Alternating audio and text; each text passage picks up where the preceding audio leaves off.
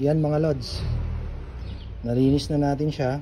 Ito para sa mga adventure ha. Ito mga lods, tong injection pump na to, no?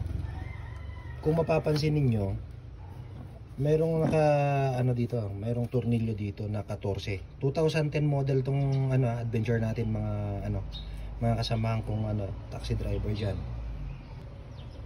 Mayroong strainer sa loob nito. 'Yun ang kailangan ninyong linisin para lumakas siya. Ang kailangan niyo diyan na socket is size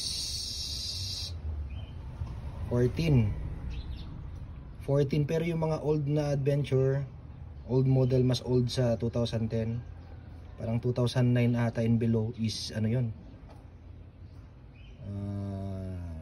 kung di ako nagkakamali 17 yung socket na ginagamit ko doon noon.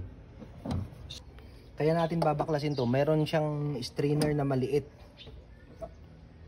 yun yung sumasala ng mga dumi sa siya yung tagasala sa dumi ng diesel natin. Yun.